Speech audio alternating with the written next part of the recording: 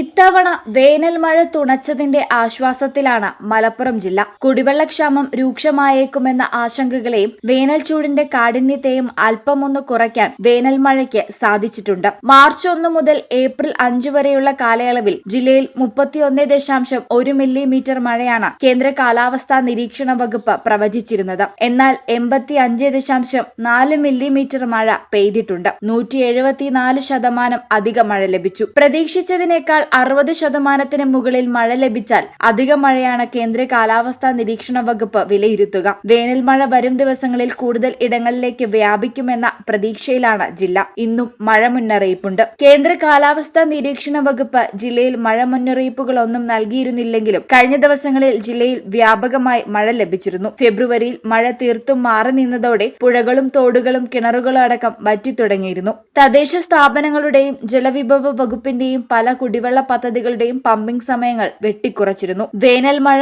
നല്ല രീതിയിൽ ലഭിച്ചാൽ കുടിവെള്ളക്ഷാമം രൂക്ഷമാവാതിരിക്കാൻ വഴിയൊരുക്കും. ജില്ലയിൽ പെയ്ത മഴ ചൂടിന് അല്പം ശമനമുണ്ടാക്കിയിട്ടുണ്ട്. ശരാശരി 31-33 ഡിഗ്രിക്കും ഇടയിലാണ് ഇന്നലെ മിക്കയിടങ്ങളിലും ചൂട് രേഖപ്പെടുത്തിയത്. ജില്ലയിൽ 40 ഡിഗ്രി വരെ ചൂട് ഉയർന്നിരുന്നു.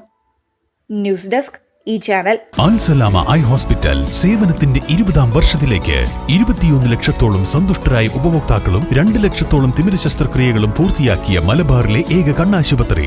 ലോകോത്തര നിലവാരമുള്ള ചികിത്സാ സംവിധാനങ്ങൾ, തിമിര ശസ്ത്രക്രിയ, ഗ്ലൂക്കോമ, റെറ്റിന വിഭാഗം, കോർണിയ, ലേസർ ചികിത്സാ വിഭാഗം, contact lens clinic, optical, pharmacy, lab തുടങ്ങി നൂതന സാങ്കേതിക വിദ്യ ഒരുക്കിയുള്ള എല്ലാ നേത്രരോഗ ചികിത്സാ സൗകര്യങ്ങളും വിദഗ്ധരായ ഡോക്ടർമാരുടെ മേൽനോട്ടത്തിൽ. Al Salama eye hospital, hospital road, Perinthalmanna.